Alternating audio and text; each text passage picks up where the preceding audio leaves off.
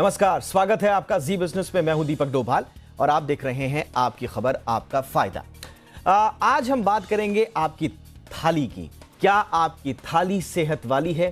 क्या आप खाने को लेकर अपनी थाली में सिर्फ खाना पूर्ति करते हैं? देखिए, रिपोर्ट्स तो ये कह रही हैं कि कोरोना के बाद हमारी डाइट में काफी तब्दीलियां आई हैं और लोग अब हेल्दी डाइट ले रहे हैं, अपनी थाली में अब ज्यादा पोषक तत्वों को समाहित कर रहे हैं।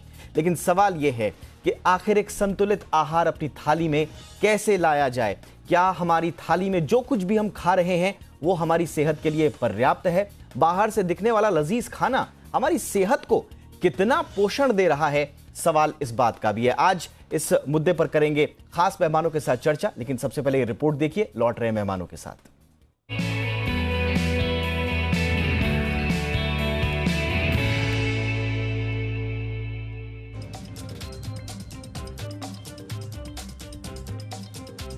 कोरोना काल में लोग अपनी सेहत को लेकर पहले से ज्यादा सजग हो गए हैं। लोगों ने अपनी थाली में हेल्दी चीजों की मात्रा बढ़ाई है और मैदे से बनी चीजों के साथ दूसरे फास्ट फूड से दूरी बना रहे हैं।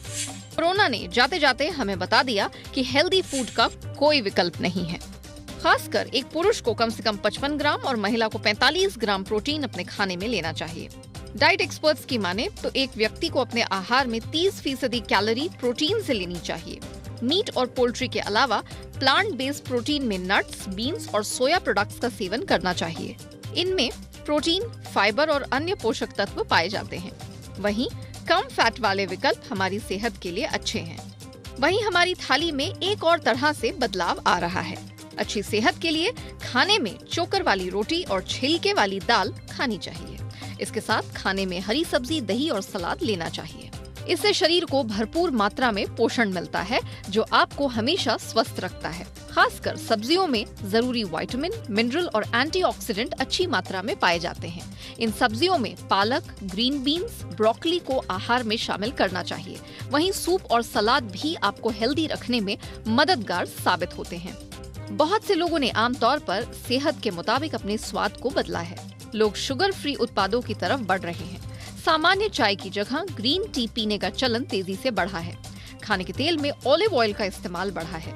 सब्जियों में मशरूम, ब्रोकली, चुकंदर और हरी ताजी रेशेदार सब्जियों की मांग बढ़ी है। खासकर लोग ऑर्गेनिक फूड की तरफ बढ़ रहे हैं ताकि इम्यूनिटी बढ़ाने के साथ हमारी सेहत भी दुरुस्त रहे और कोरोना जैसी महामारी से निपटने में हमारा खान पान हमारी ताकत बने। ब्यूरो रिपोर्ट, जी मीडिया। तो आज बात होगी खाने की और सेहत की, और इस पर बातचीत करने के लिए हमारे साथ खास मेहमान तो हैं, लेकिन सबसे पहले आपको बता दें कि आज की हमारी चर्चा किन मुद्दों के इर्द गिर्द घूमेगी। 3 सवाल आज के, जिनका जवाब आज के शो के बाद आपको मिल जाएगा। वो 3 सवाल हैं। पहला सवाल कि क्या कोरोना काल के बाद वाकई हमारी थाली बदली है, और अगर बदली है तो कितनी बदली है, क्या क्या तब्दीलियां इसमें आई हैं? पहला सवाल। दूसरा, ऐसा क्या खाएं जिससे स्वाद भी बना रहे और सेहत भी? कंफ्यूजन ये हो जाता है कि सेहत वाली चीज जो होती है वो स्वादिष्ट नहीं होती, और जो चीज़ स्वादिष्ट होती है, जो चीज़ बेस्वाद वाली होती है, उसी में दरअसल कई बार सेहत का राज छुपा होता है। तो फिर बैलेंस कैसे बनाएं? और आखिरी सवाल, क्या वाकई में हेल्दी डाइट इतनी महंगी है जितनी कही जाती है? अक्सर हमने लोगों को कहते सुना है हेल्दी डाइट तो बड़ा महंगा सौदा है। तो आज इस मिथ को भी बर्स्ट करने की कोशिश करेंगे। 3 खास मेहमान हमारे साथ, परिचय आपका करा दें। हमारे साथ हैं श्रेया गोयल, जानी मानी डाइटिशियन है। श्रेया, बहुत बहुत स्वागत है आपका हमारे शो पर। हमारे साथ हैं डॉक्टर गौतम भंसाली साहब, सीनियर फिजिशियन है बॉम्बे हॉस्पिटल के। डॉक्टर गौतम भंसाली, बहुत बहुत स्वागत है सर आपका। और हमारे साथ हैं मानसी अग्रवाल, जानी मानी न्यूट्रिशनिस्ट हैं। मानसी, आपका भी बहुत बहुत स्वागत है। श्रेया, सबसे पहले आप ही से चर्चा की शुरुआत करेंगे। क्या तब्दीलियां आई हैं इंडियन थाली में कोरोना के बाद? क्योंकि एक रिपोर्ट जो कोरोना से पहले की थी, या लगभग जब कोरोना शुरू हुआ था उस समय की थी, वो ये कहती थी कि इंडियन थाली से पोषण गायब हो रहा है। लोग खा तो रहे हैं लेकिन 70% उसमें पोषण ही नहीं है। तो क्या कोरोना के बाद अब रिपोर्ट जो आ रही हैं कि अब वाकई में अब पोषण लौट रहा है और थाली हेल्दी हो रही है, क्या वाकई में ऐसा हो रहा है? श्रेया जी बिल्कुल। आप ही के न्यूज़ चैनल पे एक शो आया था जिसमें WHO की रिपोर्ट आई थी कि भारतीय थाली में प्रोटीन की कमी है। तो डेफिनेटली मीडिया के थ्रू भी और ये रिपोर्ट्स के थ्रू भी फिर हम लोगों को अवेयरनेस हो गई है बहुत ज़्यादा। और कोविड ये वायरस आएगा जाएगा, ट्रेंड्स आएंगे जाएंगे डाइट के, लेकिन जो एक चीज़ हमारे साथ रह जाती है वो ये कि हमें अपने कोई खास, कोई जिसको हम प्यार करते हैं, फैमिली वालों को नहीं खोना है। और हम लोगों ने ये समझा है कि वो आर्टिफिशियल ब्रेड्स हों या फिर कोई बेकरी आइटम हो, सप्लीमेंट्स हो, ये काम नहीं आए हैं। कोविड के बाद काढ़े काम आए हैं, घर पे लगी हुई ताज़ी सब्जियां काम आई हैं, हल्दी अदरक लहसुन काम आया है। और प्रोटीन हम लोग अपने लोकल सोर्सेज, जैसे कि अगर आप कोस्टल एरियाज़ की बात करें तो वहाँ पे फिशिंग बहुत ही ज़्यादा कॉमन होती है। प्रोटीन सिर्फ आपको अंडा मीट से ही नहीं मिलता है, सोयाबीन से भी मिलता है। तो न्यूट्रिशन महंगा नहीं है, आपको सिर्फ अपना लोकल प्रोडक्ट यूज़ करना है आपके टेम्परेचर के according. Olive oil European countries के लिए है, लेकिन अगर पंजाब की हम बात करें तो यहाँ पे सरसों का तेल, cotton seed oil, groundnut oil. South की बात करें तो कोकोनट ऑयल। तो महंगाई कहीं पे भी नहीं है अगर आप अपना लोकल रीजन का खाना इस्तेमाल करते हैं, ताज़ा लगा हुआ इस्तेमाल करते हैं, तो सेहत आपकी थाली में ज़रूर नज़र आती है। और बस यही आपको देखना है कि आप रात में टाइम से सो जाएं और सुबह जल्दी उठें और एक सनलाइट ले लीजिए। बिल्कुल, यानी कि लाइफस्टाइल अगर बैलेंस्ड है और खाना अगर बैलेंस्ड है तो फिर आपकी लाइफ भी हिट है। आपने अब जिक्र छेड़ ही दिया है कि हेल्दी डाइट जो है वो वाकई में क्या जेब पर भारी पड़ती है या नहीं। तो फटाफट से मैं मानसी का टेक भी इस पर ले लेता हूँ, न्यूट्रिशनिस्ट हैं। मानसी, क्या वाकई में हम लोग अक्सर सुनते हैं कि भाई मैं डाइट पे, हम किसी को सुनते हैं तो पहला दिमाग में तो यही आता है, अरे यार डाइट पे तो पता नहीं क्या क्या लाइफ में तो तब्दीलियां ला ही रहे होंगे और पता नहीं कौन कौन सी नई चीज़ें खा रहे होंगे, महंगी महंगी चीज़ें खा रहे होंगे। तो क्या आप एक बैलेंस्ड डाइट क्या महंगा सौदा है मानसी? मैं ये मिथ बिल्कुल बस्ट करना चाहूँगी कि एक हेल्दी डाइट बिल्कुल भी महंगा सौदा नहीं है। लोग हमें कहते हैं कि नहीं हम ग्रीन टी लेंगे, हम कैमोमाइल टी लेंगे। मैं बोलना चाहूँगी कि आप ग्रीन टी ना लेके अगर आप घर में अदरक वाली चाय या आप एक दालचीनी वाली चाय भी पीना स्टार्ट कर दोगे तो वो भी आपकी हेल्थ के लिए बहुत अच्छा है। दालचीनी की खुद की, सिनेमन की खुद की इतने बेनिफिट्स है कि हमें मतलब इंडिया जो है वो जाना जाता है हमारी हर्ब्स के लिए, हमारी स्पाइसेस के लिए। और दुनिया भर में लोग हमारी स्पाइसेस लेना चाहते हैं, बट हमारे लोकल लोग सोचते हैं कि नहीं, एक हेल्दी लाइफस्टाइल मेंटेन करना एक्सपेंसिव मामला है या सही मामला नहीं है। एंड मैं बोलना चाहूँगी कि एक हेल्दी लाइफस्टाइल में हमें अपने घर की ग्रीन सब्जियाँ, हरी सब्जियाँ इन्वॉल्व करना सबसे ज़्यादा इंपॉर्टेंट होता है। आप हर मील के साथ हरी सब्जियाँ खाओ, आप दही खाओ, आप नट्स सीड्स खाओ, तो आपकी वैसे भी जो लाइफ है वो बिल्कुल, मतलब आपका लाइफस्टाइल जो है वो बिल्कुल हेल्दी हो जाएगा और बिल्कुल भी एक्सपेंसिव नहीं है। आई थिंक ये एक मिथ है जो लोग बोलते हैं कि हमें अगर एक हेल्दी लाइफस्टाइल पे रहना है तो हमें बहुत सारे पैसे खर्च करने पड़ेंगे, हमें एक हमें सुपरमार्केट जाके महंगी चीज़ें खरीदनी पड़ेगी। बट बिल्कुल भी नहीं। आपके अगर चोकर का आटा जो होता है, आप रिफाइंड आटा ना लेके आप चोकर का आटा ले, मल्टीग्रेन आटा ले, ब्रांड का आटा ले, तो ये सारी चीजें आपकी बहुत बहुत ज्यादा एडवांटेज में हैं। एग्जैक्टली। आइए अब चलते हैं डॉक्टर गौतम भंसाली के पास। डॉक्टर गौतम, मैं कुछ दिनों पहले एक डॉक्टर से बात कर रहा था, मेरे फ्रेंड हैं, तो उनका ये कहना था कि भाई क्योंकि ओपीडी में अक्सर नंबर नहीं आ पा रहा था, खासकर कोरोना काल में तो हमने देखा ही, और छोटे शहरों में तो आज भी नंबर आना बड़ा मुश्किल है। हॉस्पिटल्स की संख्या दुर्भाग्य रूप से हमारे यहाँ कम है। लेकिन वो उन्होंने कहा मुझसे कि यार ओपीडी में अगर नंबर लगाने से बचना है तो फिर थाली में ध्यान दो, अपने किचन में ध्यान दो, ओपीडी में नंबर लगाने का वक्त नहीं आएगा। और कितना सहमत है सर आप इससे? अगर हमने थाली में थोड़ा बहुत अगर डाइट पे, न्यूट्रिशन पे ध्यान दे दिया तो आपके पास आने की आवश्यकता नहीं पड़ेगी सर? डेफिनेटली दीपक जी, मैं इस बात से 100% सहमत हूँ। क्यों? सबसे बड़ा कारण जो कोविड में हुआ है वो आदमी को वायरस से infection, Covid is a virus infection, Covid virus infection उसी लोगों के लिए तकलीफ ज्यादा कर पाया जिनकी इम्यूनिटी कम थी या जो कोमॉर्बिड कंडीशन के थे। तो जिनकी इम्यूनिटी कम है उनको ये वायरस ने बहुत ही तकलीफ दिया, बहुत नुकसान पहुंचाया। इम्यूनिटी बूस्टअप करना है तो आपको अपनी यस थाली पे ध्यान देना पड़ेगा। थाली का मतलब है कि आपके लिए हेल्दी थाली होनी चाहिए। आपको डिसाइड करना है कि आपको क्या खाना है। आप वड़ा पाव खा रहे हैं, आप पाव भाजी खा रहे हैं, आप दाल ढोकली खा रहे हैं, वो चीजों से आपका नहीं चलने वाला। वो चीजें टेस्टी है जरूर हो सकती है, लेकिन आपको इम्यूनिटी बढ़ाने में हेल्प नहीं करती है। इम्यूनिटी इंप्रूव करने के लिए आपको अच्छा प्रोटीन मात्रा में आना चाहिए, जितनी जरूरत है उतना होना चाहिए। आपको ज्यादा ऑयली फूड, फ्राइड फूड वो नहीं खाना चाहिए। आप जब खाना लेते हैं तो उसको देखना चाहिए कि आपके अंदर अचार ज्यादा खा रहे हैं। जैसे काफी मारवाड़ी फैमिली होती है, वो अचार खाते हैं, खाकरा खाते हैं, मूंगड़ियाँ खाते हैं, ये पुड़िया खाते हैं, वो चीज़ें इस ज़्यादा मात्रा में खाते हैं कि उनका बाकी सब चीज़ों से सब कट ऑफ हो जाता है या उनकी इम्यूनिटी बूस्ट अप नहीं हो पाती है। और उनको उनके अंदर डाइजेस्टिव पावर होती है। एक मारवाड़ी आदमी को अगर आप दाल बाटी बोलोगे वो खा लेगा, लेकिन वही दाल बाटी अगर आप एक साउथ इंडियन को बोलोगे तो उसका डाइजेस्टिव सिस्टम उसको नहीं एक्सेप्ट कर पाएगा। तो इसलिए लेकिन आपको ये पता रहना चाहिए कि मुझे क्या चीज़ करना है, क्या चीज़ नहीं करना है, जो मेरी इम्यूनिटी को बूस्ट अप करे। इम्यूनिटी अगर अच्छी रहेगी तो चाहे कैसा भी कोई भी वायरस हो, चाहे वो कोविड वायरस हो, चाहे चिकनगुनिया हो, चाहे डेंगू हो, चाहे मलेरिया बीमारी हो, कोई भी तरह की बीमारी हो, अगर इम्यूनिटी अच्छी है और इम्यूनिटी अच्छी करने के लिए आपकी थाली हेल्दी होनी चाहिए। जो बार-बार आप कभी समोसा खाते हैं, मिर्ची बटा खाते हैं, पाव भाजी खाते हैं, सैंडविच खाने का जो एक मन करता है क्योंकि उसमें एक टेस्ट बहुत अच्छा होता है, उनको आपको थोड़ा कम करना चाहिए और हेल्दी फूड खाना चाहिए अगर आपकी इम्यूनिटी इंप्रूव करनी है और अगर अलग-अलग तरह की बीमारियों से बचना है। बिल्कुल। अच्छा श्रेया, सेहत और स्वाद की अब बात कर लेते हैं। हमने आज के सवाल में भी ये रखा हुआ है कि ऐसा क्या खाएं जिससे स्वाद भी बना रहे और सेहत भी। अब सेहत और स्वाद का प्रॉब्लम तो ये है कि टॉम एंड जेरी का रिश्ता है। अब सेहत के चक्कर में पड़ते हैं तो स्वाद नहीं मिलता। अब फ्रेंच फ्राइज में जो स्वाद आता है लोगों को, या समोसे में जो स्वाद आता है, या बटर चिकन में जो स्वाद आता है, वो फिर वो मडवे की रोटी में नहीं आ पाता है। तो ये कैसे मन को समझाएं कि स्वाद जरूरी है या सेहत जरूरी है? ये बड़े उहापोह की स्थिति चलती रहती है अंदर, तो मन को कैसे समझाएं श्रेया? देखिए, अभी तो हम लोग कोरोना काल के बाद की बात कर रहे हैं जहाँ पे सब लोग डरे हुए हैं और कोई भी, मैंने जैसे बताया आपको कि कोई अपना खोना नहीं चाहता है।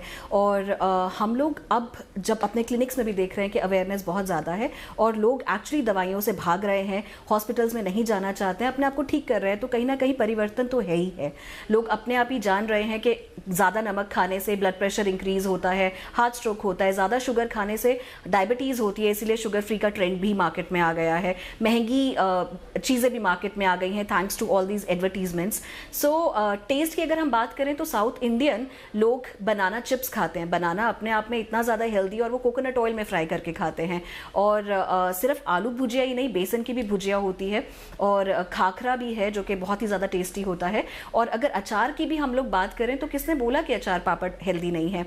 अचार सिर्फ आप तेल में ना बनाकर उसको आप नींबू में भी बना सकते हैं। अदरक का अचार खा सकते हैं, मिर्ची का अचार आप बना सकते हैं, नींबू में, विनेगर में बन सकता है। तो अचार से आप फ्लेवर लीजिए। चटनियाँ, हमारा हिंदुस्तान क्या चटनियों में पीछे है? अलसी की चटनी, अदरक की चटनी, लहसुन की चटनी, क्या क्या चटनियाँ हम लोग नहीं बनाते हैं। और ये अदरक चटनियाँ या अचार, यही तो प्री प्रोबायोटिक्स हैं। तो हमें टेस्ट से कॉम्प्रोमाइज़ करने की बिल्कुल ज़रूरत नहीं है। आप अपने अदरक की चटनी या फिर चटनी, अचार, पापड़ सब खाइए। सिर्फ एक समय का आपको ध्यान रखना है कि बिल्कुल बिल्कुल सही बात है। आपने सही कहा कि ऑल्टरनेटिव हमें चुनने हैं। जो चीज़ हमें बहुत स्वादिष्ट लगती है उसका कहीं ना कहीं ऑल्टरनेटिव भी मौजूद है और वो हेल्दी भी है, जिसके ऑप्शन अभी श्रेया ने भी आपको बताए। अच्छा मानसी, एक और मिथ है कि जो लोग वेजिटेरियन है खास तौर से, या जो घर का खाना खाते हैं ज़्यादातर उनके पास वेराइटीज़ नहीं होती हैं या उनको प्रोटीन का इंटेक ज़्यादा नहीं मिल पाता है और ऐसे में वो हेल्दी नहीं रह पाते। ये क्या वाकई में ऐसा है? जो लोग वेजिटेरियंस होते हैं वो लोग ज़्यादा हेल्दी नहीं होते और जो लोग नॉन वेजिटेरियन होते हैं उनके लिए तो शॉर्टकट्स हैं सारे, प्रोटीन्स के भी और बाकी न्यूट्रिएंट्स के भी। नहीं, तो मैं आपको बताना चाहूंगी कि अगर आप देखोगे कि वर्ल्ड अब वीगनिज्म की तरफ और वेजिटेरियनिज्म की तरफ बढ़ रहा है। जो हम इसे फूड रेवोल्यूशन कहते हैं, ये एक ग्रीन रेवोल्यूशन, एग्रीकल्चर रेवोल्यूशन हो रहा है। तो लोग उल्टा ज़्यादातर वेजिटेरियन बनना पसंद कर रहे हैं। और वेजिटेरियन की ऐसे बिल्कुल भी नहीं है कि हमारी प्रोटीन सोर्सेज नहीं है।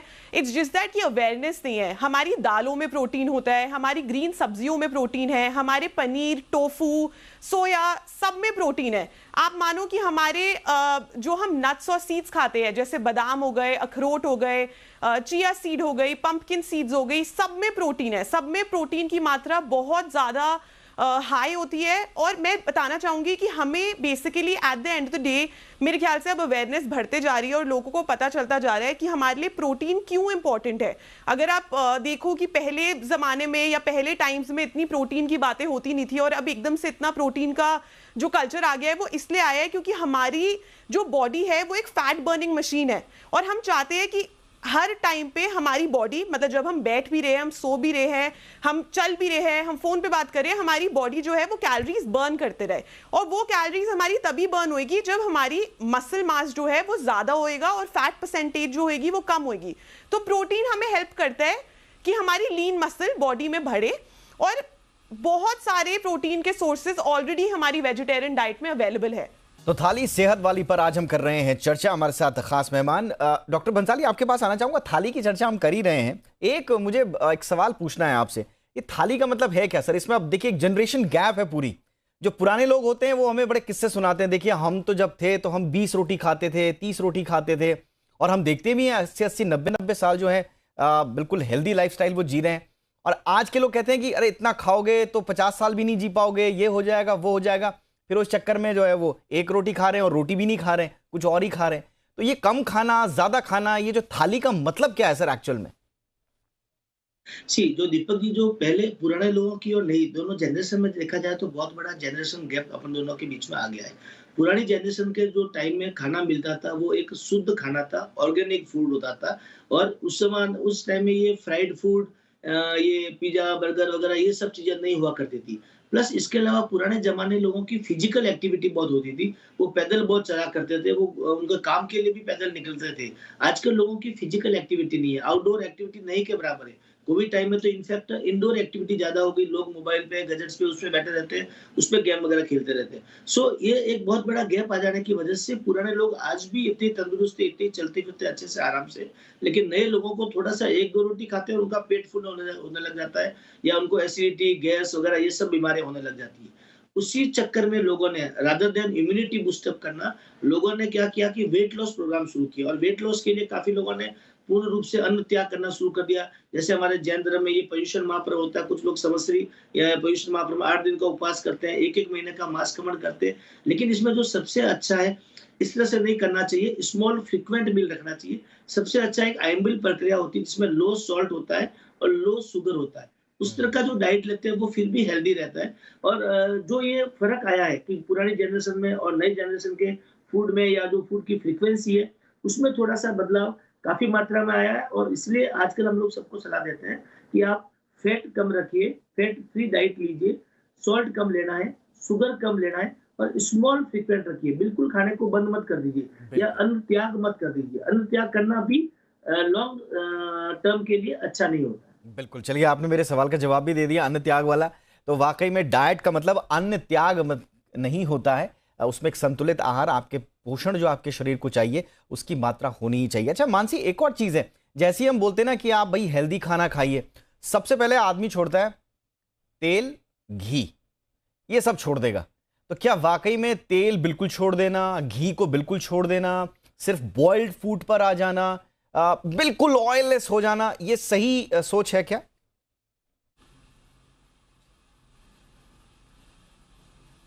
मानसी,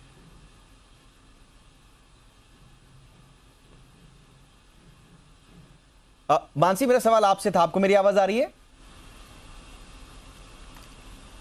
हाँ जी, मेरे को अब आ रही है, I'm so sorry। हाँ जी, हाँ मानसी, क्या ऑयल छोड़ देना, घी पूरी तरह से छोड़ देना, एकदम ऑयल फ्री डाइट पे आ जाना, ये समझदारी है, या ऑयल के कुछ अपने गुण दोष हैं?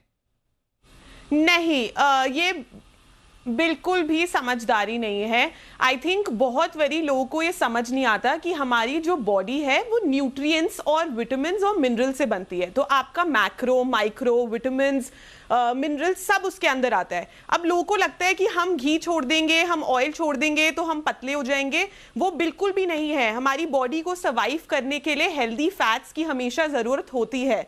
तो आपका ऑलिव ऑयल, आपका घी, ये सब हमारे हेल्दी फैट्स है, तो इनको छोड़ना बिल्कुल भी समझदारी नहीं है। और जैसे डॉक्टर साहब ने भी कहा कि हम जो स्टार्वेशन पे उतर आते हैं, क्रैश डाइट्स पे उतर आते हैं कि अब हम तेल को हाथ नहीं लगाएंगे, हम आटे को हाथ नहीं लगाएंगे, तो इसके देखिए शॉर्ट टर्म में तो आपका क्या होएगा कि आप कोई वेट नहीं लूज कर रहे, आपकी हमारा जो बॉडी है वो 70% पानी से बनी है, वाटर वेट होता है, तो आप वो क्रैश डाइट करोगे, आपका वाटर वेट कम हो जाएगा, बट लॉन्ग रन में आपका मसल मास जो है, आपकी जो बोन की स्ट्रेंथ है, आपकी बीमारियां, acidity, gas, digestion issues, bloating, जो आजकल की सारी मॉडर्न डिजीजेस हो गई हैं, ये सारी आपको लॉन्ग रन में हो जाएगी। और मैंने बहुत बार देखा है कि जो मेरे जैसे क्लाइंट्स होते हैं, आजकल नया ट्रेंड आया है इंटरमिटेंट फास्टिंग का, कि हम 20 घंटे भूखा रहेंगे और हम 4 घंटे खाएंगे। तो मेरे हिसाब से वो भी बिल्कुल समझदारी की बात नहीं है, क्योंकि अपनी बॉडी को इतनी देर तक कुछ ना देना, भूखा रखना,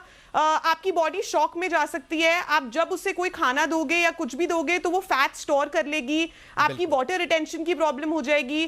तो मेरे कहने का मतलब है कि बिल्कुल भी ऐसा नहीं है कि आपको एक हेल्दी डाइट खाने के लिए आपको तेल छोड़ने की जरूरत है, या आपको चीनी छोड़ने की जरूरत है, चावल छोड़ने की जरूरत है। मेरे को बहुत बारी पूछा जाता है कि हम आपकी डाइट लेंगे तो आप हमें रोटी दोगे, चावल दोगे या नहीं दोगे, और मतलब मेरे लिए इतना शॉकिंग होता है वो कि ऑफ कोर्स एक बैलेंस डाइट में आपके सारे न्यूट्रिएंट्स आएंगे। मैं श्रेया से भी इस पे ले लेता हूं। एक्चुअली गूगल के आने के बाद इतना इंफॉर्मेशन का इतना बॉम्बार्डमेंट हो गया है कि हर कोई अब जो है डाइटिशियन को कोई कोर्स करने की आवश्यकता नहीं है, श्रेया जैसे एक्सपर्ट होने की आवश्यकता नहीं है, हर कोई डाइटिशियन है आजकल। और श्रेया सबसे पहले यही कहा जाता है, डाइट पे जाना है, अच्छा वेट लूज करना है, ओके रोटी छोड़ दो, चावल छोड़ दो। तो क्या ये समझदारी है, या रात को खाना छोड़ दो, सलाद पे आ जाओ? तो ये एक तरह का ये जो कह दिया जाता है, कितनी समझदारी है इसमें, रोटी चावल सब छोड़ देने में? देखिए जनरलाइज बात नहीं कर सकते। अगर हम लोग बोलें कि कई लोग सच में ग्लूटेन छोड़ देते हैं, तो हो सकता है कि उनको कोई थायराइड कंडीशन हो, उसके लिए किसी ने उनको रेकमेंड किया हो, या उनको ग्लूटेन इंटॉलरेंस हो तो किसी ने रेकमेंड किया हो, लैक्टोस इंटॉलरेंस हो, कोई कैंसर पेशेंट हो। कैंसर पेशेंट भी कई बार कार्बोहाइड्रेट या स्टार्च को कम कर देते हैं डाइट में, ताकि कैंसर सेल फीड ना करें। तो इसीलिए हर डाइट एक स्पेसिफाइड पर्सनलाइज्ड होती है, जनरलाइज नहीं हो सकती। फैटी लीवर के लिए, डायबिटीज़ के लिए अलग डाइट बनेगी। लेकिन जो ये डाइट का ट्रेंड है, इंटरमिटेंट, कीटो, या आप अभी आजकल हार्मोन डाइट भी आ गई है, सो ये डाइट का ट्रेंड आता जाता रहेगा। लेकिन हमारे भारत में एक रेवोल्यूशन है, ग्रीन रेवोल्यूशन, मिलेट रेवोल्यूशन। अभी 2023 में एक बहुत बड़ा रेवोल्यूशन फिर से आएगा, मिलेट रेवोल्यूशन, जहां पे हम ये बता रहे हैं कि अंडे से ज़्यादा प्रोटीन, अगर आपको एक अंडे में 6 ग्राम प्रोटीन मिलता है, आपकी चौलाई, जो आपकी चौलाई का साग आप खाते हैं या एमरेंथ जिसको हम लोग बोलते हैं, उसमें 7 ग्राम प्रोटीन मिलता है और सारे भरपूर अमाइनो एसिड्स मिलते हैं। तो ये हमारी भारत सरकार भी एक मुहिम लेकर आ रही है अमाइनो एसिड्स के लिए, प्रोटीन्स के लिए, और मिलेट्स को, फार्मर्स को उनका एक खोया हुआ राइट था वो दोबारा से मिलेगा। सो ये ट्रेंड अभी नाम सुनने में आ रहे हैं, लेकिन मुझे ऐसा लगता है कि लोकल अब मतलब वोकल ज्यादा बन गए हैं लोग, लोकल खाने के और ग्रीन फार्मिंग और ये सब होने के। तो ये एंगल जोड़ के श्रेया बहुत अच्छा किया कि आप अगर एक हेल्दी डाइट अपनाते हैं, एक ऑर्गेनिक डाइट अगर आप अपनाते हैं, तो उसमें कहीं ना कहीं आप किसानों की आप उसमें हेल्प कर रहे हैं। हेल्प तो हम क्या करेंगे, किसानों का इतना हम पूरे देश के ऊपर किसानों का इतना कर्ज है कि हेल्प जैसी कोई चीज़ नहीं है, बट यस अपनी भूमिका हम जरूर निभा सकते हैं। बिल्कुल सही बात है। तो हेल्दी रहने के लिए क्या क्या आपको करना है, हेल्दी डाइट, हेल्दी थाली के लिए आपको क्या क्या करना है, आई एम श्योर कि आज के शो के बाद आपको सारी चीज़ें समझ में आ गई होंगी। और सबसे इंपॉर्टेंट चीज़, हेल्दी डाइट क्या महंगी है? बिल्कुल नहीं है। सिर्फ आपको अच्छे सही ऑल्टरनेटिव्स चुनने हैं, और वो सारे ऑल्टरनेटिव्स आपके आसपास हैं और बड़ी आसानी से उपलब्ध हैं। बहुत बहुत शुक्रिया श्रेया, आपने वक्त निकाला। Doctor Gautam Bansali, thank you so much sir, आपने वक्त निकाला। मानसी अग्रवाल, आपका भी शुक्रिया हमारे दर्शकों के लिए वक्त निकालने के लिए। इसी के साथ आपकी खबर, आपका फायदा में आज इतना ही। इजाजत दें और देखते रहिए जी बिजनेस। नमस्कार।